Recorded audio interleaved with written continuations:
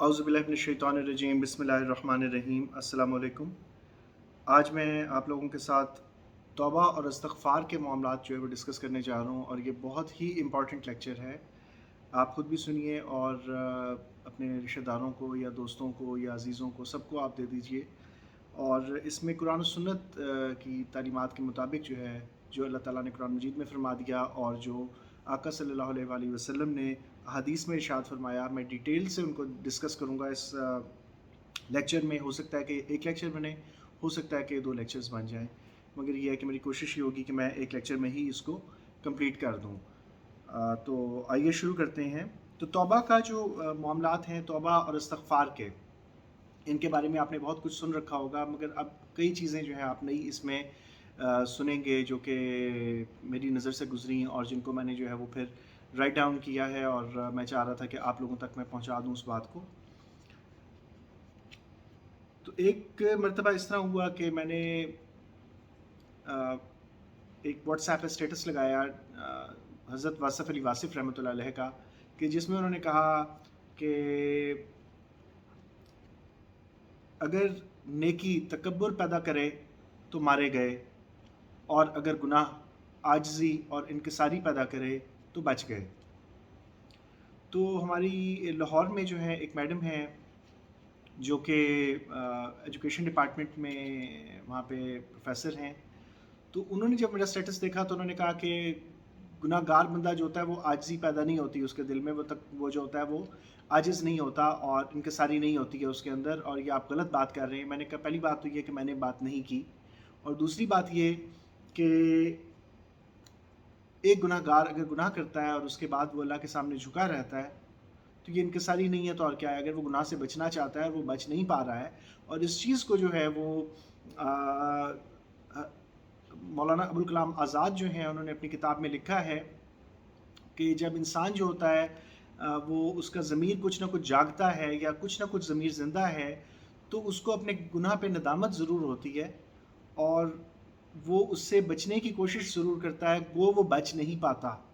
ये उन्होंने अपने इंट्रोडक्शन में जो है सीरत नबी सल्लल्लाहु अलैहि वसल्लम के ऊपर जो उन्होंने किताब लिखी, तो उसके अंदर जो है उन्होंने ये बताया कि वो उसके अंदर गुनाह से बचने की सलाहियत तो नहीं होती, मगर ये है कि उसके दिल में एक थोड़ा सा एहसास नदामत जिसे आप कह लें वो ज़रूर रहता है। दूसरी चीज़ जो मैं डिस्कस करने जा रहा था वो ये करना चाह रहा था कि तौबा और इस्तिग़फ़ार का डिफरेंस क्या है। तो उन मैडम से जो है मेरी डिस्कशन हुई, उन्होंने कहा कि तौबा जो है वो तो जब कर ली तो उसके बाद आप गुनाह कर ही नहीं सकते। तो उस सिलसिले में भी कुछ अहादीस जो है मैं आपकी खिदमत में पेश करूँगा जिनसे आपको आइडिया होगा कि क्या क्या उसके अंदर जो है वो जो है बात डिटेल्ड बातें हैं। और मैंने उनसे जब ये आर्ग्यू किया, मैंने कहा कि पहली चीज़ तो ये कि अगर आप तौबा के बाद भी अगर कभी गुनाह नहीं कर सकते हैं, पॉसिबल नहीं है, तो फिर आप फरिश्ते हो जाएंगे। मेरा क्वेश्चन था उनसे कि फिर तो एक इंसान फरिश्ता हो जाएगा अगर वो कोई भी गुनाह नहीं करता है। तो ये गलतियाँ गुनाह इंसान की के लिए पॉसिबल है कि वो उनमें दोबारा से इंडल्ज हो सके, और इस पे अहादीस मौजूद हैं। हज़रत सल्लल्लाहु अलैहि वसल्लम ने फरमाया है, जो कि मैं अब आपको पहले कुरान मजीद से रेफरेंसेस दे के बात को वाज़ेह करूँगा, उसके बाद अहादीस का डिटेल जो है मैं आपके सामने जो है रीड आउट करूँगा ताकि आप लोगों को पता लगे कि कौन कौन सी अहादीस में क्या क्या चीज़ें मौजूद हैं, और उसके बाद जो है फिर आप अपना एनालिसिस कर सकते हैं। तो कुछ चीज़ें ऐसी हैं, कुछ इस्तिग़फ़ार ऐसे हैं कि जिसमें तौबा का वर्ड शामिल है, और कुछ इस्तिग़फ़ार ऐसे हैं कि जिसमें तौबा का वर्ड शामिल नहीं है, सिर्फ इस्तिग़फ़ार है। इस्तिग़फ़ार का मतलब है बख्शिश मांगना, और तौबा का मतलब डॉक्टर इसरार जो हैं उनके मुताबिक जो उन्होंने बयानुल कुरान में जो डिफ़ाइन किया वो ये था कि बंदा तव्वाब होता है जब वो अल्लाह ताला से तौबा करता है, और अल्लाह ताला तव्वाब है, अल्लाह ताला का नाम भी है जो है एक अल्लाह ताला के अस्माउल हुस्ना में से एक नाम जो है अल्लाह का इसमें पाक जो है वो तव्वाब है। तो अल्लाह ताला तव्वाब होता है जबकि वो तौबा को कबूल फरमाता है। और इसी तरह से तौबा का मतलब जो है उन्होंने कहा कि डॉक्टर इसरार के मुताबिक जो है वो ये है कि पलटना और रुजू करना, कि एक बंदा जो है वो पलट रहा है और रुजू कर रहा है तो वो तौबा और इस्तिग़फ़ार कर रहा है। और उसके साथ ही दूसरी चीज़ जो बहुत इम्पॉर्टेंट है वो ये है कि मैं आपको अर्ज़ करता चलूँ कि तौबा का जब इंग्लिश में मतलब मैंने देखा तो वो रिपेंटेंस था, पछतावा। तो वहाँ पे थोड़ा सा رجوع کرنا پلٹنا کی بجائے وہاں پہ اس کا مطلب جو ہے وہ پچھتاوا کی سینس میں آ رہا ہے یا ریپینٹنس کی سینس میں آ رہا ہے، تو آپ نے اس چیز کو بھی ذہن میں رکھنا ہے کہ توبہ کا صرف ایک مطلب نہیں ہوگا، جو اس کے لفظی معنی ہے اس میں فرق بھی آ جائے گا۔ اگر آپ ڈفرینٹ ٹرانسلیشنز دیکھیں گے تو اس میں آپ کو یہ فرق بھی ملے گا، اور احادیث مبارک جو ہیں، احادیث مبارکہ ان کی روح سے بھی یہ چیز جو ہے آپ کے پوری ڈیٹیل سے موجود ہے، آپ کی اس میں حدیث کی جو ہے ایک حدیث میں موجود ہے، تو اس میں بھی آپ جو ہے اس کے اوپر بھی نظر کر سکتے ہیں۔ تو اس میں بعض جو استغفار ہیں، جس طرح استغفر اللہ ربی من کل ذنب واتوب الیہ، تو وہاں پہ توبہ کا ذکر بھی آ رہا ہے، یا استغفر اللہ الذی لا الہ الا هو الحی القیوم واتوب الیہ، تو وہاں پہ آپ استغفار بھی کر رہے ہیں اور توبہ بھی کر رہے ہیں۔ مگر بعض استغفار ایسے ہیں جس طرح آپ سمپل استغفر اللہ پڑھتے ہیں، یا رب اغفر لی پڑھتے ہیں، یا ربنا اغفر لی پڑھتے ہیں، یا آپ اس کے علاوہ جو ہے جس طرح سے رب اغفر وارحم وانت خیر الراحمین پڑھتے ہیں، یا بہت سارے استغفار ہیں، تو میں ان کے بارے میں بھی ڈیٹیل سے آپ کے ساتھ ڈسکس کروں گا کہ بعض استغفار میں صرف بخشش مانگی گئی ہے جبکہ توبہ مانگی نہیں گئی، اور آپ کو بہترین استغفار جو ہے وہ بھی بتاؤں گا کہ کون سے استغفار جو ہے وہ سب سے زیادہ میری نظر میں، میری ناقص عقل جو ہے اس کے اندر کون سا استغفار جو ہے میں سمجھتا ہوں کہ وہ بہترین ہے، اور اس کا لاجک یا ریزن بھی میں پیش کروں گا کہ میں نے اسے ایسا کیوں سمجھا۔ تو سب سے پہلے ہم قرآن مجید کے پوائنٹ آف ویو سے ہم ڈسکس کر رہے ہیں کہ صورتوں میں جو قرآن مجید کی جو ڈفرینٹ جو صورتیں ہیں اس کے اندر جو استغفار آئے ہیں، یا اللہ تعالیٰ نے جو استغفار سے ریلیٹڈ بات کی ہے یا کلام ہے اللہ کا، تو وہ کیا ہے۔ تو سب سے پہلے دیکھیں کہ سورہ ہود حضرت ہود علیہ السلام سے ریلیٹڈ ہے، ظاہر ہے آپ پڑھ لیجئے گا اس کو۔ تو اس میں آیت نمبر 2 اور 3، اس میں اللہ تعالیٰ نے فرمایا کہ بے شک میں تمہارے لیے اس کی طرف سے ڈر اور خوشی سنانے والا ہوں۔ یہ حضرت ہود علیہ السلام نے اپنی قوم کو کہا کہ بے شک میں تمہارے لیے اس کی طرف سے ڈر اور خوشی سنانے والا ہوں، یعنی اللہ کی طرف سے، اور یہ کہ اپنے رب سے معافی مانگو، پھر اس کی طرف توبہ کرو، تمہیں بہت اچھا برتنا دے گا۔ برتنا کا مطلب کیا ہے؟ چیزیں جو یوز کی چیزیں ہوتی ہیں، ڈیلی یوز کی چیزیں ہوتی ہیں، یا جو آپ استعمال کی چیزیں ہیں، وہ برتنے کی چیزیں وہ دے گا ایک مقررہ مدت تک یا وعدہ تک۔ تو ایک مقررہ مدت تک یا وعدہ جو اس نے کیا ہے، یا مقررہ مدت ہے جو کہ اس نے ڈیسائیڈ کی ہے، وہ آپ کو برتنے کی چیزیں بھی دے گا۔ ہو سکتا ہے کہ وہ قیامت تک کا ذکر کیا گیا ہو، یا آپ کی زندگی تک کا جو مقررہ وقت تک ہے تو اس وقت تک کا ذکر کیا گیا ہو کہ آپ کو دے گا، اور ہر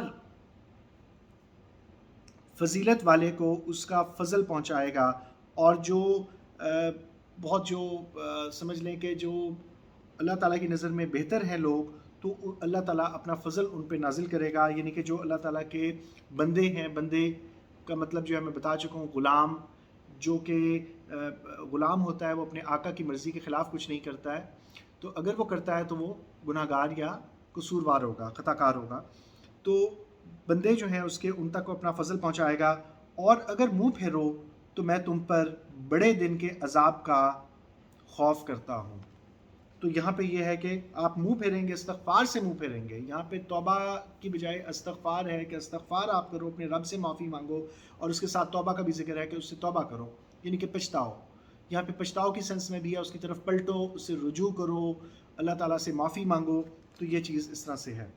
پھر دوسری جگہ پہ ہے سورہ ہود میں آیت نمبر 52، حضرت ہود علیہ السلام نے فرمایا، اور اے میری قوم اپنے رب سے معافی چاہو، یعنی کہ اپنے رب سے استغفار کرو، پھر اس کی طرف رجوع کرو۔ یہ وہی چیز ہے رجوع، توبہ پلٹنا۔ وہ تم پر زور کا پانی بھیجے گا، یعنی کہ تیز بارشیں برسائے گا، اور تم میں جتنی قوت ہے اس سے زیادہ دے گا۔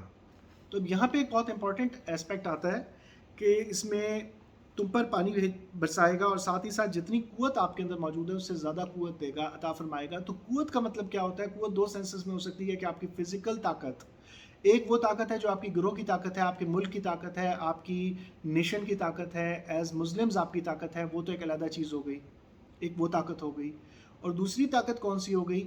کہ جو آپ کی جسمانی طاقت ہے۔ تو جو ویکنیسز فیل کرتا ہے اپنے اندر، تو یہ میری انٹرپریٹیشن ہو سکتی ہے، میں اس کو انٹرپریٹیشن کر سکتا ہوں کہ ایک تو وہ طاقت آپ کو ملے گی اگر آپ اجتماعی طور پہ استغفار کرتے ہیں، ساری قوم استغفار کرتی ہے، یا تو وہ طاقت آپ کی بڑھ جائے گی اس سے۔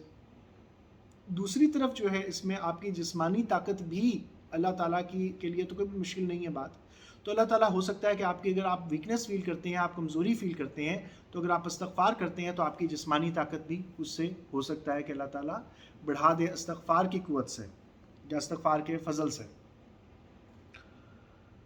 سورہ نصر میں آیت نمبر 3, تو آپ یہ دیکھ لیتے ہیں آپ کے اس میں سورہ نصر جو ہے بسم اللہ الرحمن الرحیم اذا جاء نصر اللہ والفتح ورأيت الناس يدخلون في دين الله افواجا فسبح بحمد ربك واستغفره انه كان توابا.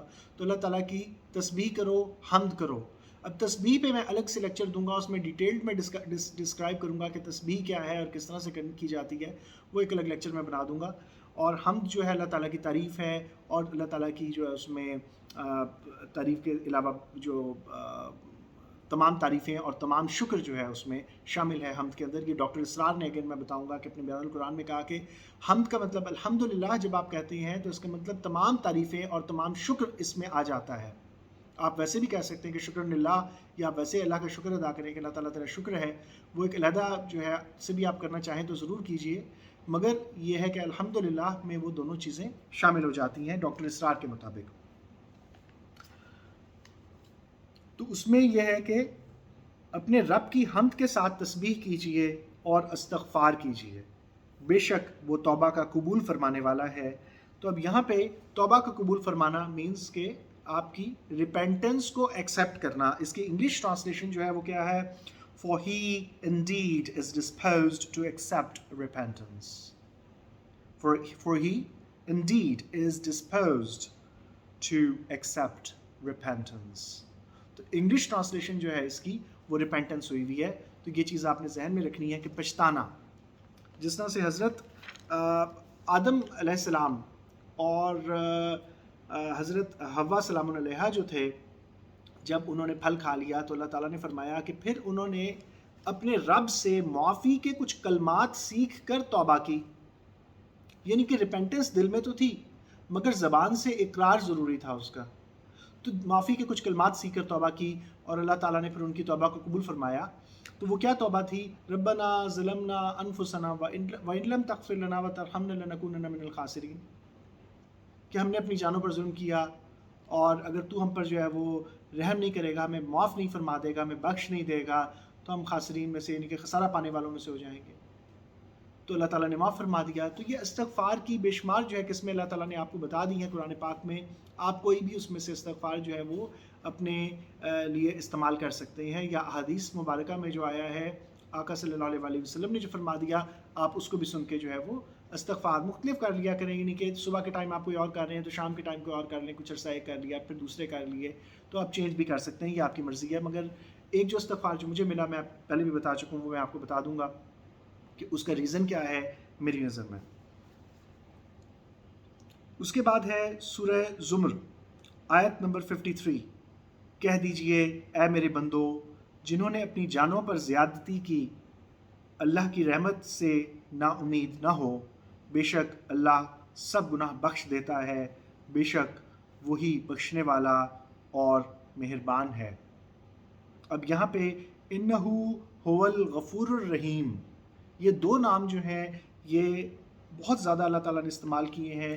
تو ان دونوں کے لیے بھی اس کے بارے میں, تسبیح کے بارے میں جو ہے میں آپ کو یہ بھی بتا دوں کہ یہ جو ان دو ناموں کی تسبیح ہے, کہ آپ اگر پڑھتے ہیں انہو هو الغفور الرحیم پڑھتے ہیں, یا واللہ غفور الرحیم پڑھ لیتے ہیں, یا پڑھ لیتے ہیں کہ ان ربی غفور الرحیم, تو یہ مختلف جگہوں پہ جو قرآن مجید میں آیا جس طرح سے.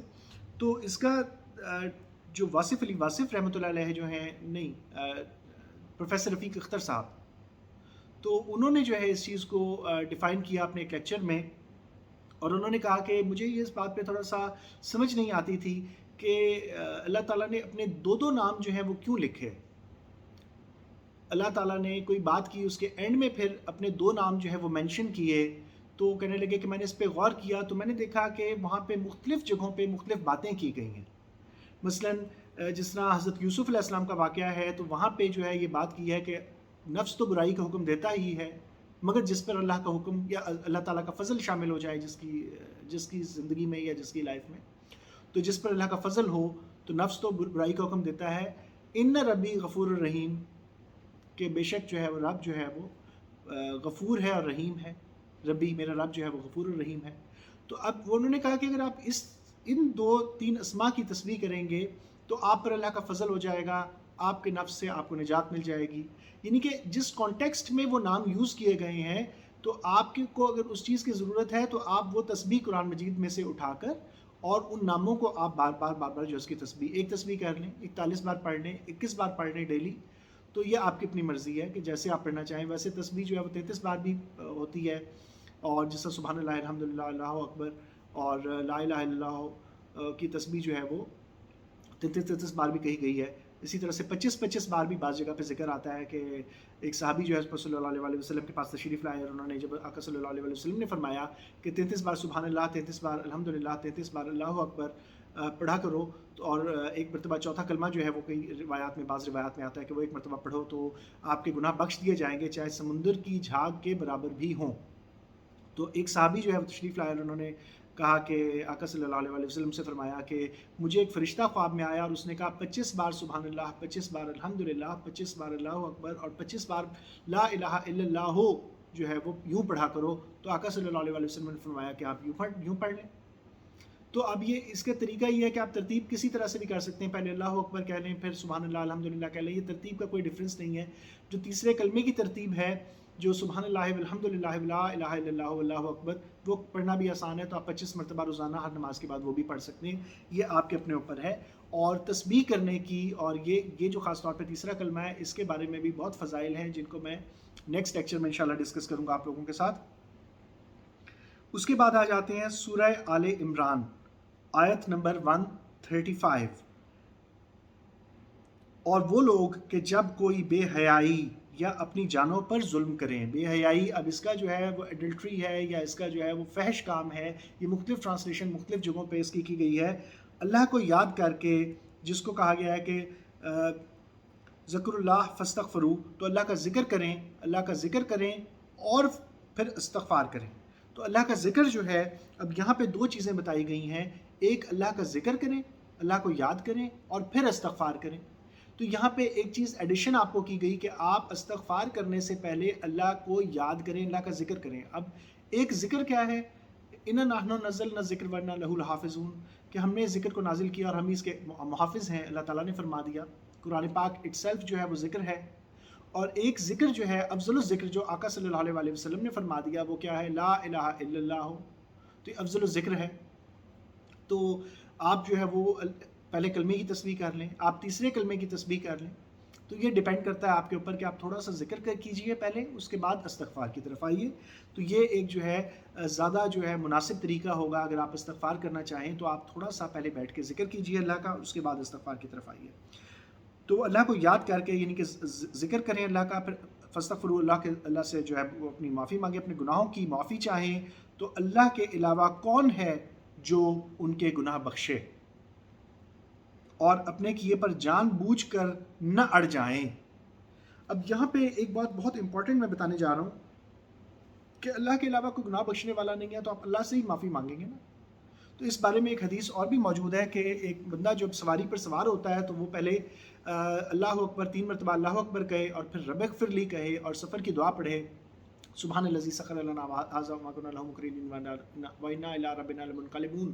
تو آپ 3 مرتبہ جب اللہ اکبر کہہ کے پھر استغفار کرتے ہیں، رب اغفر لی کہتے ہیں، تو آقا صلی اللہ علیہ وسلم نے فرمایا تو اللہ تعالیٰ مسکراتا ہے اور فرماتا ہے کہ اس بندے کو، میرے بندے کو معلوم ہے کہ میں گناہ بخشنے والا، میرے علاوہ کوئی گناہ بخشنے والا نہیں ہے. تو اللہ تعالیٰ معاف فرما دیتا ہے. تو اپنے کیے پر جان بوجھ کر نہ اڑ جائیں. اب ایک گناہ یہ ہوتا ہے کہ جس پہ آپ کو احساس ندامت رہتا ہے، چاہے آپ گناہ گار ہوں تو آپ کے دل میں ایمان ہے، تو آپ کے دل میں خلش موجود ہے کہیں نہ کہیں کہ ہاں میں غلط ہوں. اور ایک یہ ہے کہ آپ ایک اسٹرانگ مسلمان نہ ہوں، آپ ویک مسلمان ہوں، مگر آپ اللہ سے ڈر تو رہے ہیں، یا آپ کے دل میں یہ احساس ندامت تو موجود ہے، تو یہ آپ کی ریپینٹنس یا ایک توبہ کا ایک پوائنٹ موجود ہے. استغفار کرتے ہیں تو 2 پوائنٹ ہو جائیں گے. اچھا، اب اس میں جو ہے وہ اس طرح سے ہے کہ جان بوجھ کر نہ اڑ جائیں سے مراد یہ ہے کہ ڈھیٹ نہ بن جائیں، کہ جس طرح آقا صلی اللہ علیہ وسلم نے جو ہے فرمایا، یا جس طرح سے لوگ جو ہیں اپنے کانوں میں انگلیاں ٹھونس لیتے ہیں. حضرت نوح علیہ السلام کے بارے میں فرمایا گیا، یا حضرت لوط علیہ السلام کے بارے میں فرمایا گیا. بہت سارے جو انبیاء علیہ السلام جو تھے انہوں نے فرمایا. تو انہوں نے کہا کہ ان لوگوں نے نہیں مانا، حضرت موسیٰ علیہ السلام کی قوم نہیں مان رہی ہے یا مختلف لوگ جو نہیں مان رہے ہیں، تو انہوں نے نہیں مانا تو وہ اڑ گئے ہیں۔ دوسرا پوائنٹ یہ ہے کہ جب آپ اللہ کے مقابلے پہ کھڑے ہو جاتے ہیں تو کالا جادو کرنے والے یاد رکھیے کہ اللہ کے مقابلے پہ کھڑے ہو جاتے ہیں۔ کالا جادو جو ہے وہ سیدھی سیدھی قرآن پاک کی بے حرمتی کرنا ہے، اور اس کے اوپر میں کسی ٹائم جو ہے کچھ بعض لوگوں نے کہا کہ لیکچر دیں، تو میں اس پہ ایک لیکچر ضرور بناؤں گا انشاءاللہ۔ تو اس میں ریلیجس اسکرپٹس جو ہیں قرآن پاک کو جو ہے وہ اس کے بارے میں ایسی جو ڈیٹیلز ہیں جن کو میں مناسب ہی نہیں سمجھتا کہ میں زبان پہ لاؤں، تو بہرحال وہ بندہ ڈائریکٹ اللہ تعالیٰ کے الٹا قرآن پاک لکھتے ہیں اور اس پر الٹا اس کو لکھ کے پڑھتے ہیں، اور جان بوجھ کے نہیں کہ اللہ کے کلام کو آپ یہ کہہ رہے ہیں کہ تیرا کلام ہے رب العالمین اور میں اس کی بے حرمتی کروں گا، تو یہ چیز جو ہے اڑ جانا ہے، یا یہ اللہ کے مقابلے پہ کھڑے ہو جانا ہے۔ تو اس لیے وہ دائرہ اسلام سے خارج ہو جاتے ہیں وہ لوگ جو کہ اس کی جو ہے اڑ جائیں اس طرح کے معاملات میں۔ مگر جو لوگ ندامت کا شکار رہتے ہیں، یا لوگ سر جھکا کے رہتے ہیں، یا اپنے آپ کو سمجھتے ہیں کہ ہم اس قابل نہیں ہیں، تو اللہ کے اذن کے مطابق یا اللہ کے اذن کے بغیر ہم نہ تو نیکی کی صلاحیت رکھتے ہیں، نہ ہی گناہ پر ہم جو ہے وہ گناہ سے بچنے کی صلاحیت رکھتے ہیں۔ تو یہ سب کچھ اللہ ہی کے اذن سے ہے، تو یہ آپ نے ذہن میں رکھنا ہے۔ اس کے بعد آ جاتے ہیں سورہ یوسف۔ سورہ یوسف میں آیت نمبر 97 اور 98۔ تو حضرت حضرت یعقوب علیہ السلام کو جب ان کے بیٹوں نے آ کے یہ کہا کہ اب جب ساری بات کھل گئی، تو انہوں نے بیٹوں نے کہا کہ اپنے والد سے کہا کہ بولے اے ہمارے والد ابا جان، ہمارے گناہوں کی معافی مانگیے، بے شک ہم خطاوار ہیں۔ تو انہوں نے ایک احساس ندامت شو کیا کہ ہم خطاوار تھے، ہم قصوروار تھے، آپ معافی مانگیے۔ یعنی کہ ان کو پتہ ہے کہ وہ معافی مانگیں گے، نبی ہیں تو ان کی بات مانی جائے گی، اللہ تعالیٰ نبیوں کی بات جو ہے وہ دعائیں زیادہ قبول فرماتا ہے۔ جیسا آقا صلی اللہ علیہ وسلم کو بھی جو ہے لوگ آتے تھے اور استغفار کی درخواست کرتے تھے، تو اس میں قرآن مجید میں بھی ہے کہ اے نبی آپ کی دعا ان کے لیے راحت کا باعث ہے۔ تو لوگ جو ہے وہ کہتے تھے کہ آقا صلی اللہ علیہ وسلم سے استغفار کی درخواست کرتے تھے۔ اور عبداللہ ابن ابی جو ہے جب وہ اٹھ کے جانے لگا، جو منافقین کا سردار تھا، تو لوگوں نے اس کو کہا کہ کہاں جا رہے ہو؟ آقا صلی اللہ علیہ وسلم سے استغفار کی درخواست کرو۔ تو اس جو ہے مالون نے کہا کہ مجھے کسی سے استغفار نہیں کروانا۔ تو اس چیز کو بھی آپ نے ذہن میں رکھنا ہے کہ استغفار جو ہے وہ کوئی آپ کے لیے، آپ کسی سے دعا کے لیے یا استغفار کے لیے ضرور کہہ سکتے ہیں، اور اس کے بارے میں دلائل موجود ہیں، وہ میں حدیث سے بھی آپ کو واضح کر دوں گا اور قرآن پاک سے بھی واضح کر دوں گا۔ تو انہوں نے حضرت یعقوب علیہ السلام نے فرمایا کہ کہا جلد میں تمہاری بخشش اپنے رب سے چاہوں گا، بے شک وہی بخشنے والا اور مہربان ہے۔ تو انہو هو الغفور الرحیم، یہ اگین وہی دو نام یہاں پہ آ گئے ہیں۔ پھر آ جاتے ہیں سورہ المائدہ آیت نمبر 74۔ تو کیوں نہیں رجوع کرتے اللہ کی طرف اور اس سے بخشش مانگتے، اور اللہ ہے بخشنے والا اور مہربان۔ ابھی اللہ تعالیٰ خود فرما رہا ہے کہ کیوں نہیں اللہ کی طرف رجوع کرتے، کس چیز نے روکا ہے کہ اللہ کی طرف رجوع نہ کرو؟ گناہ کر رہے ہو تو کم از کم استغفار تو کرو۔ استغفار کرنے کا ایک اور فائدہ جو ہے وہ بہت امپورٹنٹ فائدہ میں آپ کو بتاتا چلوں، وہ کیا ہے کہ اللہ تعالیٰ محبت کرتا ہے ان لوگوں سے جو کثرت سے استغفار کرنے والے ہوتے ہیں۔ یہ بہت امپورٹنٹ پوائنٹ ہے، ذہن میں رکھیے کہ اگر آپ گناہ کر رہے ہیں اور آپ کثرت سے استغفار کرتے ہیں تو پھر اللہ تعالیٰ کی محبت تب بھی آپ کے لیے شامل حال ہو جائے گی۔ اللہ تعالیٰ محبت کرتا ہے ان لوگوں سے، تو اس کو جو ہے وہ اللہ تعالیٰ پسند کرتا ہے، کہ سینس میں بھی ٹرانسلیٹ کر دیتے ہیں، مگر وہاں پہ اس کا مطلب جو ہے محبت ہے۔ تو اللہ تعالیٰ محبت کرتا ہے، تو جس سے اللہ تعالیٰ محبت کرے گا اسے آگ میں نہیں ڈالے گا، تو اس کو جو ہے اللہ تعالیٰ جو ہے وہ کسی نہ کسی طریقے سے نکال لے گا ان پرابلم سے جن میں وہ ہے، ان گناہوں سے جن میں وہ ہے۔ تو اللہ کی طرف اور اس سے بخشش مانگتے ہیں، اور اللہ ہے بخشنے والا اور مہربان، واللہ غفور الرحیم، یہ اگین وہی بار بار نام ہے۔ تو ان ناموں کی تسبیح بھی آپ کر سکتے ہیں۔ سورہ النساء 106 آیت نمبر 106، اور اللہ سے معافی چاہو، بے شک اللہ بخشنے والا مہربان ہے۔ تو یہ بھی وہی چیز ہے۔ استغفر اللہ یہاں پہ ہے، تو استغفر اللہ کہنا بھی جو ہے وہ اللہ سے معافی مانگنا ہے، تو آپ یہ بھی کہہ سکتے ہیں۔ سورہ آل عمران کی آیت نمبر 15، 16، 17، اور اللہ بندوں کو دیکھتا ہے، اور جو کہتے ہیں اے ہمارے رب ہم ایمان لائے، تو ہمارے گناہ معاف کر اور ہمیں دوزخ کے عذاب سے بچا لے، صبر والے اور سچے، ادب والے اور راہ خدا میں خرچ کرنے والے، اور پچھلے پہر معافی مانگنے والے۔ اب یہاں پہ دیکھیں کہ بہت امپورٹنٹ بات ہے کہ اللہ ان بندوں کو دیکھتا ہے جو کہتے ہیں، اللہ دیکھتا ہے ان بندوں کو جو کہتے ہیں کہ اے ہمارے رب، ہم ایمان لائے، تو ہمارے گناہ معاف کر اور ہمیں دوزخ کے عذاب سے بچا لے، تو اللہ ان کو دیکھتا ہے۔ صبر والوں کو بھی دیکھتا ہے، سچے اور ادب والوں کو بھی دیکھتا ہے، اسی طرح سے راہ خدا میں خرچ کرنے والے۔ تو اس کے بارے میں جو شیخ مکی الحجازی ہیں، انہوں نے فرمایا تھا، یہ بات کہی ہے انہوں نے اپنے لیکچرز میں، کہ جو سخی آدمی ہے، بدکار سے بدکار آدمی بھی اگر سخی ہے تو تب بھی اللہ کو محبوب ہے۔ تو اللہ کی راہ میں خرچ کرنے والے اللہ کو بہت محبوب ہیں، یہ بات ذہن میں رکھیں گے۔ اور پچھلے پہر معافی مانگنے والے۔ پچھلے پہر سے مراد کیا ہے؟ پچھلے پہر سے مراد جو قرآن مجید میں ورڈ آیا وہ ہے اسحار، اور یہ بیفور ڈان اس کی انگلش ٹرانسلیشن ہے۔ تو یہ ذہن میں رکھیے کہ یہ جو یہاں پہ جو انڈین سب کانٹیننٹ میں جو حساب کتاب تھا، وہ جو چلتے تھے، جو وقت اوقات ہوتے تھے، وہ کس طرح سے ہوتے تھے کہ یہ 8 پہروں میں ڈیوائیڈ کیا جاتا تھا دن کو۔ مثلاً دوپہر، سپہر، پھر شام ہو جاتی تھی، پھر رات ہو جاتی ہے، پھر رات کا پچھلا پہر، تو یہ پچھلے پہر سے مراد وہ ہے، پھر صبح فجر ہے۔ تو یہ اس طرح سے، تو یہ رات کے پچھلے پہر جو ہے اللہ تعالیٰ سے پناہ مانگنے والے، یعنی کہ اس وقت جو ہے اللہ تعالیٰ، یہ حدیث ہے کہ اللہ تعالیٰ پہلے آسمان پہ جو ہے تشریف لاتے ہیں اور فرماتا ہے اللہ تعالیٰ کہ ہے کوئی بخشش مانگنے والا کہ میں اسے بخش دوں۔ تو یہ اللہ تعالیٰ جو ہے اگر آپ اس وقت مانگیں گے تو اللہ تعالیٰ خود فرما رہا ہے، تو اللہ تعالیٰ جو ہے اس وقت آپ کی دعاؤں کو ضرور قبول فرمائے گا، یہ ذہن میں رکھیے۔ سورہ بقرہ آیت نمبر 128۔ حضرت ابراہیم علیہ السلام اور حضرت اسماعیل علیہ السلام کی خانہ کعبہ کو بناتے وقت جو دعا تھی وہ کیا تھی؟ اے رب، ہماری اولاد میں سے ایک امت تیری فرما بردار اٹھا اور ہمیں عبادت کے فائدے بتا، اور ہم پر اپنی رحمت کے ساتھ رجوع فرما، بے شک تو ہی ہے بہت توبہ کا قبول فرمانے والا اور مہربان۔ تو یہ بھی ان کی دعا تھی کہ توبہ کا قبول فرمانے والا اللہ تعالیٰ ہی ہے، تو آپ اللہ تعالیٰ سے توبہ کر سکتے ہیں۔ پھر سورہ توبہ کی آیت نمبر 102، اس میں کیا ہے؟ اور کچھ ہیں جو اپنے گناہوں کے مکر ہوئے اور ملایا ایک اچھا کام اور دوسرا برا کام۔ تو اپنے گناہ کیے، ایک اچھا کام کر لیا اور ایک برا کام کر لیا، یعنی کہ کچھ اچھائیاں کی اور کچھ برائیاں کی۔ قریب ہے کہ اللہ ان کی توبہ قبول کرے، بے شک اللہ بخشنے والا اور مہربان ہے۔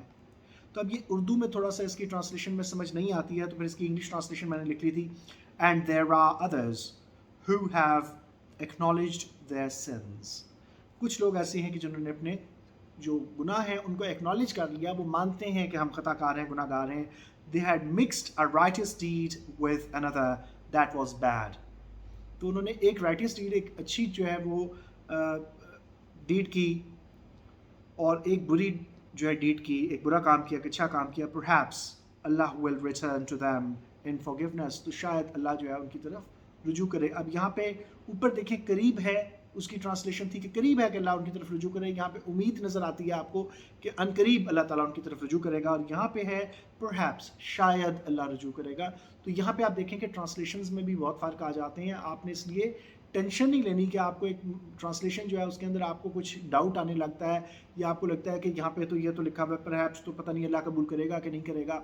تو اس کا اردو ٹرانسلیشن دیکھ لیں یا کوئی اور رائٹرز کی ٹرانسلیشن دیکھ لیں، تو اس کا ہو سکتا ہے کہ ایک اور معنی آپ کو سامنے آ جائے، جس کی وجہ سے آپ جو ہے وہ تھوڑا سا ڈس ہارٹ نہیں ہوں۔ Indeed Allah is forgiving and merciful۔ تو ایک جگہ پہ انڈیڈ آ رہا ہے، دوسری جگہ پہ perhaps آ رہا ہے، تو یہ تھوڑا سا ایک ڈاؤٹ فل ہو جاتی ہے بات، یہاں پہ تھوڑا سا کانٹرڈکشن آ جاتی ہے کہ ایک جگہ پہ شاید اللہ معاف کر دے، پھر اللہ تعالیٰ بخشنے والا اور مہربان ہے۔ تو یہاں پہ یہ perhaps کی جگہ جو ہے یہاں پہ یہ آئے گا کہ in near future، اور it is very likely۔ اگر آپ اس طرح سے اس کو کرتے ہیں تو زیادہ اپروپریٹ ٹرانسلیشن ہو جائے گی اس کی، جو کہ بامحاورہ ٹرانسلیشن ہوگی۔ سورہ نمل آیت نمبر 119، پھر بے شک تمہارا رب ان کے لیے جو نادانی سے برائی کر بیٹھیں پھر اس کے بعد توبہ کریں اور سنور جائیں، بے شک تمہارا رب اس کے بعد ضرور بخشنے والا اور مہربان ہے۔ اب یہاں پہ توبہ کے بعد جو ہے وہ استغفار کے بعد توبہ ہے کہ نادانی سے برائی، یعنی کہ غلطیاں ہو جائیں، غلطیاں انسان سے ہو جاتی ہیں، تو بہت بہت بڑی بڑی غلطیاں بھی ہو جاتی ہیں۔ انسان ہے، انسان جو ہے فرشتہ نہیں ہے اور نہ بن سکتا ہے۔ تو شیطان کو بھی بہت بڑا اختیار دیا گیا کہ وہ قیامت تک جو ہے یا وقت معلوم تک، جس طرح سے اللہ تعالیٰ نے قرآن مجید میں فرمایا کہ تجھے اجازت ہے، تو اس کے بارے میں احادیث میں بھی ریفرنسز موجود ہیں، وہ بھی میں انشاءاللہ آپ سے ڈسکس کرتا ہوں۔ اس کے بعد توبہ کریں اور سمجھ جائیں، بے شک تمہارا رب اس کے بعد ضرور بخشنے والا اور مہربان ہے۔ پھر سورہ طٰہٰ آیت نمبر 82، اور بے شک میں بہت بخشنے والا ہوں اسے جس نے توبہ کی اور ایمان لایا اور اچھا کام کیا پھر ہدایت پر رہا۔ تو کہتا ہے کہ اللہ تعالیٰ جو ہے بخشنے والا ہے، پھر اس نے توبہ کی، جس نے توبہ کی اس کو اور ایمان لایا۔ اب توبہ کے بعد ایمان لانا، تو اس کا مطلب یہ ہے کہ کہیں نہ کہیں ایمان متزلزل ہوا تھا، پھر آپ نے توبہ کر لی، پھر آپ کا ایمان جو ہے وہ دوبارہ سے آپ نے اس کی تجدید کی، آپ نے ریوائیو کیا اس کو اور اچھے کام کیے اس کے بعد، اور پھر ہدایت پر رہا۔ اور ہدایت پر رہنا بھی جو ہے وہ اللہ تعالیٰ کی مرضی کے اوپر منحصر کرتا ہے کہ آپ یہ دیکھیں گے کہ آپ جب حدیث کا میں ریڈنگ کروں گا تو اس میں یہ چیز جو ہے بہت کلیئرلی واضح ہو جائے گی۔ سورہ نور آیت نمبر 10 کہ اللہ تعالیٰ جو ہے ان اللہ تواب حکیم، تو اللہ تعالیٰ تواب ہے اور حکیم ہے، حکمت والا ہے اور تواب ہے، بخشنے والا ہے یا توبہ کو قبول کرنے والا ہے۔ سورہ فرقان آیت نمبر 70 اور 71 مگر وہ جو توبہ کرے اور ایمان لائے اور اچھا کام کرے تو ایسے لوگوں کی برائیوں کو اللہ بھلائیوں سے بدل دے گا۔ تو اب یہاں پہ یہ چیز ہے کہ جو توبہ کرے اور ایمان لائے، توبہ کے بعد ایمان لے آئے۔ اب توبہ ہو سکتا ہے کہ ان لوگوں کی ہو جو کہ کفر کر رہے تھے اور پھر توبہ کر لی۔ یہ اب کس کانٹیکس میں بات کی جا رہی ہے، یہ بہت ڈیٹیلڈ آپ جا کے جب اس کو مطالعہ کریں گے تو آپ کو پتہ لگے گا، مگر یہ عام لوگوں پر بھی لاگو ہو سکتی ہے کہ توبہ کرے اور ایمان لائے اور اچھا کام کرے اور اچھے کام کرے اس کے بعد، تو ایسے لوگوں کی برائیوں کو اللہ بھلائیوں سے بدل دے گا، یعنی کہ برائیاں جو ہیں وہ بھی بھلائیوں میں چینج ہو جائیں گی۔ ایک یہ بھی مطلب نکلتا ہے کہ اللہ تعالیٰ تمام برائیوں کو جو ہے وہ بھلائیوں میں بدل کے ان کا ثواب جو ہے اسے عطا فرما دے گا۔ اور جو توبہ کرے اور اچھا کام کرے تو وہ اللہ کی طرف رجوع لایا جیسا چاہیے تھا۔ تو اب توبہ کی، آپ نے رجوع کیا اللہ کی طرف، تو اس نے ایسا ہی رجوع کیا جیسا رجوع کرنا اسے چاہیے تھا۔ سورہ قصص آیت نمبر 67 تو وہ جس نے توبہ کی اور ایمان لایا اور اچھا کام کیا تو قریب ہے کہ وہ راہیاب ہو۔ اب راہیاب یہاں پہ ٹرانسلیشن کی گئی ہے، جبکہ اس کی ٹرانسلیشن جو عربی ہے اس میں لکھا ہوا ہے مفلحین، جو فلاح پانے والا یا کامیاب ہے، یہ سکسیسفل ہے۔ تو جس نے توبہ کی اور ایمان لایا اور اچھا کام کیا تو قریب ہے، ان قریب وہ سکسیسفل ہوگا۔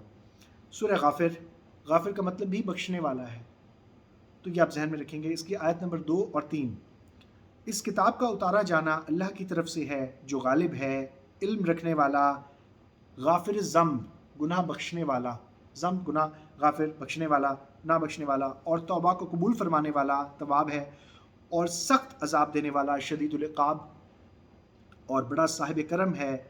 تو ذی الطول الکریم جو ہے یہ سورہ غافر کے اندر، تو اس کے سوا کوئی معبود نہیں اور اسی کی طرف سب کو لوٹنا ہے۔ تو یہ جس کو آپ آخرت کا جو ہے وہ یقین کہتے ہیں۔ سورہ البروج آیت نمبر 10 بے شک جنہوں نے ایذا دی مسلمان مردوں اور مسلمان عورتوں کو پھر توبہ نہ کی، ان کے لیے جہنم کا عذاب ہے اور ان کے لیے آگ کا عذاب ہے۔ اب اس میں دونوں چیزیں آ سکتی ہیں، ایذا دی مسلمان مردوں اور عورتوں کو، ایذا دونوں طرف سے ہو سکتی ہے، غیر مسلم بھی ایذا دیں یا مسلمان themselves جو اگر ایذا دے رہے ہیں، تکلیف دے رہے ہیں مسلمان مردوں اور عورتوں کو، تو یہ دونوں پر لاگو ہوگا۔ اس کو ذہن میں رکھیے کہ یہ ضروری نہیں ہے کہ یہ انہی لوگوں کے اوپر جو ہے وہ کمپلیٹ ہو جائے گا کہ جو نان مسلمس ہیں مسلمانوں کو ایذا دے رہے ہیں، بلکہ مسلمانوں کو یا مسلمانوں کو ایذا دینا جو ہے اس کے سلسلے میں بھی آپ کے اوپر بہت سخت جو ہے وہ اللہ تعالیٰ کی ناراضی ہے، تو اس لیے ذہن میں رکھیے۔ سورہ نور آیت نمبر 5 اور جو پارسا عورتوں پر تہمت لگائیں اور پھر 4 گواہ معائنہ کے نہ لائیں، یعنی کہ چشمدید گواہ نہ لائیں، تو آپ کسی پر اگر تہمت لگاتے ہیں تو پھر آپ کو 4 چشمدید گواہ لانے ضروری ہیں۔ اگر اس میں سے ایک کا بیان بھی دوسرے سے نہیں ملے گا تو آپ کو 80 کوڑے لگیں گے۔ یہ ذہن میں رکھیں گے، یہ اللہ تعالیٰ کی قرآن مجید میں ویل ڈیفائنڈ جو ہے وہ آیت ہے۔ اور 4 گواہ معائنہ کے نہ لائیں یا چشمدید گواہ نہ لائیں تو ان کو 80 کوڑے لگاؤ اور ان کی گواہی کبھی نہ مانو، اور وہی فاسق ہیں، الا یہ کہ وہ اپنی اصلاح کر لیں، یا مگر وہ جو اس کے بعد توبہ کریں اور سنور جائیں تو بے شک اللہ بخشنے والا اور مہربان ہے۔ یعنی کہ اگر کسی نے جھوٹی کسی پہ تہمت لگا دی تھی یا ایون سچی بھی تہمت لگا دی تھی، یعنی کہ سچا بھی اس پہ الزام لگا دیا تھا، تب بھی 4 چشمدید گواہ کا ہونا ضروری ہے۔ مثلاً اگر کوئی پوچھ لیتا ہے کہ اس نے کپڑے کیسے پہنے ہوئے تھے یا کیا، ایک بندے کا بھی بیان جو ہے دوسرے سے الگ ہو جائے گا تو اس میں 80 کوڑے جو ہے اسی بندے کو لگائے جائیں گے جس بندے نے یہ جا کے بیان دیا تھا. یہ آپ نے ذہن میں رکھنا ہے. تو اس سلسلے میں حضرت عمر رضی اللہ تعالیٰ عنہ کے زمانے میں ایک واقعہ ہوا تھا کہ ایک بندہ تھا اس کی وہ کھڑکی میں اپنی کھڑا ہوا تھا گھر کی, تو ایک دم سے ہوا چلی تو سامنے والے گھر کی کھڑکی کھل گئی. اس کا ہمسایہ جو تھا وہ کسی عورت کے ساتھ جو تھا کسی ایسے پوسچر میں تھا کہ جیسے ظاہر ہے تو اس نے جلدی 4 بندوں کو بلایا اور اس نے کہا وہ دیکھو وہ بندہ جو ہے وہ ایک عورت جو تھی وہ وہاں پہ کہتے ہیں کہ مشہور زمانہ کوئی بدنام عورت تھی, تو وہ اس کے ساتھ جو ہے وہ دیکھو, اس نے کہا یہ دیکھو یہ اس کے ساتھ ہے, گواہ رہنا. اور پھر حضرت عمر کی جو ہے وہ کورٹ میں لے کے چلا گیا فیصلہ کروانے کے لیے کہ اس پہ الزام لگایا کہ اس نے جو ہے یہ زنا کیا ہے, اور پھر 4 گواہ جو ہے وہ اس نے پیش کر دیے. تو ان میں سے ایک گواہ جو تھا 4 گواہوں میں سے, اس نے کہا کہ میں اس بندے کا رشتہ دار ہوں جس پر الزام لگایا جا رہا ہے, اور میں یہ سمجھتا ہوں کہ میرا اس کے گھر آنا جانا بھی ہے. تو اس شخص کی جو بیوی ہے اس کی شکل جو ہے وہ اس بدنام زمانہ عورت سے ملتی ہے, تو مجھے ڈاؤٹ ہے کہ کیا پتہ وہ عورت تھی یا اس کی اپنی بیوی تھی, میں کنفرم نہیں کہہ سکتا ہوں. تو اسی بندے کو جس نے یہ الزام لگایا تھا اسی کو 80 کوڑے لگائے گئے. تو یہ چیز جو ہے اس طرح سے ہے. آقا صلی اللہ علیہ وسلم نے بھی فرمایا کہ اس کے بارے میں کہ بہت سختی سے منع فرمایا کہ آپ مت کہیں کسی کو. تو اس میں اس طرح سے تھا کہ ایک بندہ جو تھا اس نے زنا کیا اور آقا صلی اللہ علیہ وسلم تشریف لے جا رہے تھے کچھ اصحاب کے ساتھ, تو وہاں پہ ذکر چل پڑا, صحابہ کے ساتھ جا رہے تھے کہیں, تو وہاں پہ ذکر چل پڑا کہ جو ہے ایک بندے کا جس نے زنا کیا تھا اور اس کے بعد اسے سنسار کیا گیا تھا. انہوں نے کہا اللہ تعالیٰ نے اس کے گناہوں پہ پردہ پڑا رہنے دیا, پھر بھی یہ شخص باز نہ آیا حتیٰ کہ کتے کی موت مارا گیا. تو آقا صلی اللہ علیہ وسلم تھوڑی دیر آگے تشریف لے گئے, تو وہاں پہ ایک گدھا تھا, اس کی لاش گل سٹ رہی تھی. تو آقا صلی اللہ علیہ وسلم نے فرمایا اترو اور اسے کھاؤ. تو انہوں نے فرمایا کہ کیسے جو ہے آپ یہ ہم کیسے کھا سکتے ہیں؟ تو انہوں نے فرمایا, آقا صلی اللہ علیہ وسلم نے فرمایا کہ جو کام تم نے کیا وہ اس سے بھی بدتر کیا, آپ نے مسلمان بھائی کی برائی کی اس کے پیٹھ پیچھے. تو صحابیوں نے پوچھا کہ کیا رسول اللہ صلی اللہ علیہ وسلم ہم تب بھی برائی نہ کریں جبکہ وہ اس کے اندر موجود ہو وہ خامی؟ تو آقا صلی اللہ علیہ وسلم نے فرمایا تبھی تو وہ غیبت ہوگی, اگر وہ برائی اس کے اندر موجود نہیں ہوگی تو وہ تہمت ہو جائے گی جو اس سے بھی بڑا گناہ ہے. تو آپ غیبت بھی کریں گے تو آپ اس بندے کے جواب دہ ہوں گے.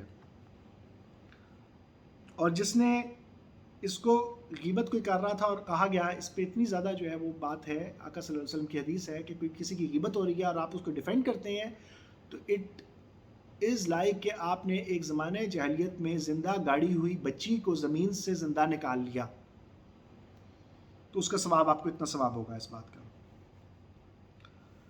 اس کے بعد سورہ اعراف کی آیت نمبر 153, اور جنہوں نے برائیاں کیں اور ان کے بعد توبہ کی اور ایمان لائے تو اس کے بعد تمہارا رب بخشنے والا اور مہربان ہے. یہ بار بار وہی 2 نام اللہ تعالیٰ کے جو ہے اس میں مبارک جو ہیں وہ آتے ہیں, یہاں پہ آپ ان کی تسبیح کر سکتے ہیں. سورہ نوح آیت نمبر 10 سے لے کر 13 تک, تو میں نے کہا اپنے رب سے معافی مانگو, بے شک وہ بڑا معاف فرمانے والا ہے, وہ تم پر بارشیں برسائے گا. اب یہ تیز بارشیں برسائے گا, ٹورنٹس میں زوردار بارشیں برسائے گا. He will send down upon you rains and torrents. تو حضرت نوح علیہ السلام نے اپنی قوم سے کہا کہ وہ تم اپنے رب سے استغفار کرو, تو اگر آپ کے پاس بارشوں کی کمی ہو جائے, قحط سالی ہو رہی ہے, تو آپ جو ہے اس سلسلے میں استغفار جو ہے وہ قوم مل کر اجتماعی استغفار کرے تو اللہ تعالیٰ جو ہے وہ رحمت کے صدقے جو ہے بارش برسائے گا. اور اس کے علاوہ استغفار کا جو فائدہ ہے وہ کیا ہے, اور مال اور بیٹوں سے تمہاری مدد کرے گا. یعنی کہ اگر کسی کی اولاد نہیں ہو رہی, خاص طور پہ بیٹے چاہیے, کسی کو بیٹیاں ہو رہی ہیں, بیٹا نہیں ہو رہا ہے, تو اللہ کی مرضی سے تو آپ استغفار کی کثرت کریں تو آپ کو اللہ تعالیٰ مال بھی عطا فرمائے گا اور آپ کو اولاد بھی دے گا, خاص طور پہ بیٹے. تو یہ صاحب اولاد ہونے کے لیے, جن لوگوں کی اولاد نہیں ہو رہی, تو وہ کثرت سے استغفار جو ہے وہ کریں. اور علماء کے نزدیک 300 مرتبہ استغفار کرنا کثرت سے استغفار کرنے میں آتا ہے. اور تمہارے لیے باغ بنا دے گا, یعنی کہ آپ کو مال کے علاوہ آپ کو باغات بھی عطا فرمائے گا, اور تمہارے لیے جو ہے وہ نہریں بہائے گا, اور آپ کے لیے پھر نہریں جاری کر دے گا. یعنی کہ آپ کو رزق کی فراوانی ہو جائے گی, پھلوں کی فراوانی, آپ کو رزق کی فراوانی, مال اور اولاد سے نوازے گا, اس میں خاص طور پہ بیٹے. تمہیں کیا ہوا ہے, اللہ سے عزت حاصل کرنے کی امید نہیں کرتے؟ تو یہ نیکسٹ آیت میں جو بتایا گیا کہ اللہ تعالیٰ سے عزت حاصل کرنے کی امید نہیں کرتے, یہ استغفار کی ہی سے ریلیٹڈ ہوگی کہ آپ جب استغفار کریں گے تو اللہ تعالیٰ آپ کی عزت میں بھی اضافہ فرمائے گا. اگر آپ کو عزت چاہیے، عزت کی کمی ہے، تو تب بھی آپ استغفار کی کثرت کیجئے. اللہ تعالیٰ کی نظر میں جو ہے آپ کی عزت ہوگی، اور لوگوں کی نظر میں بھی، اور فرشتوں کی نظر میں بھی، سب کی نظر میں، جنات کی نظر میں آپ کی عزت ہوگی اگر آپ کثرت سے استغفار کریں گے. سورہ انبیاء آیت نمبر 87-88. اور ذوالنون کو یاد کرو جب وہ چلا غصہ میں بھرا تو گمان کیا کہ ہم اس پر تنگی نہ کریں گے، ہم اس پر گرفت نہ کریں گے. یہ مولانا غلام جیلانی برق نے جو اپنی کتاب میں لکھا ہے، من کی دنیا جو ان کی کتاب ہے، اس میں انہوں نے لکھا ہے کہ جب وہ غصے میں بھرا ہوا چلا تھا اور وہ سمجھتا تھا کہ ہم اس سے مواخذہ نہ کریں گے اور یہاں پر تنگی نہ کریں گے، یہ ہے، اور ہم اسے پکڑیں گے نہیں. اس طرح کے بھی جو ہے ترجمے کیے گئے ہیں کہ ہم اسے جو ہے وہ پکڑ نہیں سکیں گے. تو یہ مختلف جو ہے اس کے ترجمے موجود ہیں. تو ہم اسے مواخذہ نہ کریں گے. تو اندھیروں میں پکارا، کوئی معبود نہیں سوا تیرے، تو پاک ہے، بے شک میں ہی خطا کار تھا، میں ہی قصوروار تھا، تو پاک ہے. تو یہ اب یہاں پہ احساس ندامت ہے، ٹھیک ہو گیا، اور اپنی غلطی کا اعتراف ہے، ریپینٹنس ہے، توبہ ہے. تو there he cried out in darkness. تو مچھلی کے پیٹ میں ڈارکنس تھی، سمندر کے اندر یا دریا کے اندر جہاں بھی مچھلی تھی، سمندر کے اندر تھی، تو اس کے پیٹ میں ڈارکنس تھی. تو وہاں انہوں نے پکارا there is no one to be worshipped but you. تو کوئی بھی تیرے سوائے عبادت کے لائق نہیں ہے، تو پاک ہے. glory is to you. اب یہاں پہ گلوری ہے، گلوری کا مطلب ہے سبحان، پاک. glory is to you undoubtedly. تمام شان، یہاں پہ گلوری کا مطلب شان بھی ہوتا ہے. تو وہ لفظی معاملات جو ہیں اس میں چینج ہو جاتے ہیں. یہ تو آپ نے اس میں دوسری ٹرانسلیشنز بھی، آپ زیادہ ٹرانسلیشنز پڑھا کریں تاکہ آپ کو بات کلیئر ہو جائے. I did improper act. It's improper act. تو میں نے improper act کیا تھا، غلط بات، میں نے غلطی کی، میں خطابار تھا. تو ہم نے اس کی پکار سن لی اور اسے غم سے نجات بخشی، اور ایسی ہی نجات دیں گے مسلمانوں کو. تو اب یہ لا الہ الا انت سبحانک انی کنت من الظالمین سے ان کو نجات بخشی اور ایسی ہی نجات دیں گے. اب ایسی ہی کی جگہ ٹرانسلیشن ایک اور بھی کی گئی ہے، ایسے ہی نجات دیں گے مسلمانوں کو. یعنی کہ جو اس طرح کی استغفار کرے گا، یا اس طرح سے تسبیح کرے گا، یا استغفار کرے گا، یا ریپینٹنس کرے گا، توبہ کرے گا، یہ تمام چیزیں اس میں آ جائیں گی. تو ہم ان کو بھی نجات دیں گے غم سے، تکلیف سے، دکھ سے. تو استغفار آپ کو دکھوں سے بھی نجات دے گا، آپ کو ہر طرح کی بھلائی استغفار سے ملے گی. اب یہاں پہ اس کی انگلش ہے then he responded to his call. اللہ تعالیٰ نے اس کی then we responded to his call، اور ہم نے اس کی دعا سن لی. and delivered him from the grief، اور اس کو ڈیلیور کر دیا، اس کے گریف سے نکال دیا، نجات دی.